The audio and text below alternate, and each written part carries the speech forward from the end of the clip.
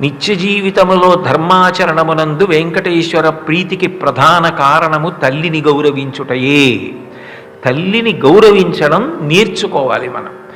రెండు మీరు గమనించండి, వెంకటేశ్వరావతారంలో ఆయన మొట్టమొదట లోకమునందు ఎవరికో సాక్షాత్కరించి కనపడలేదు.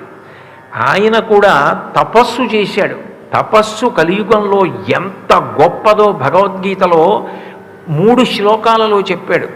తపస్సు అంటే ఎక్కడికో వెళ్ళిపోయి అరణ్యాలలో కూర్చుని నువ్వు తపస్సు చెయ్యవలసిన అవసరం లేదు.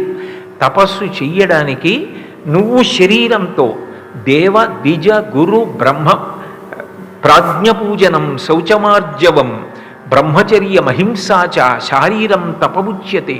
పెద్దలని గౌరవించడం, శౌచమును పాటించడం, బ్రహ్మచర్యమును పాటించడం, నియమపాలనం చేయడం, అంతఃశౌచము బాహ్య శౌచము కలిగి ఉండడం శరీరమునకు తపస్సు అన్నాడు. అనుద్వేగకరం వాక్యం సత్యం ప్రియహితం చయత్ స్వాధ్యాయాభ్యసనం చైవ వాంగ్మయం తపముచ్యతే. ఉద్వేగకరమైన మాట మాట్లాడకుండా ప్రశాంతత పొందేటట్టుగా అవతల వారికి దిక్సూచిలా మంచి వైపుకి ప్రయాణం చేసే మాటలు మాట్లాడగలగడం నువ్వు చెయ్యవలసిన పని. అది నువ్వు మాట చేత చేసే తపస్సు. రామాయణ భారత భాగవతాది వాంగ్మయాన్ని చదువుకోవడం తపస్సు అన్నాడు. కలియుగంలో అది ఎంత గొప్ప తపస్సో కృష్ణుడిగా తాను ఏది చెప్పాడో అది ఆయన చేసి చూపించాడు. పుట్టలో కూర్చుని తపస్సు చేశాడు.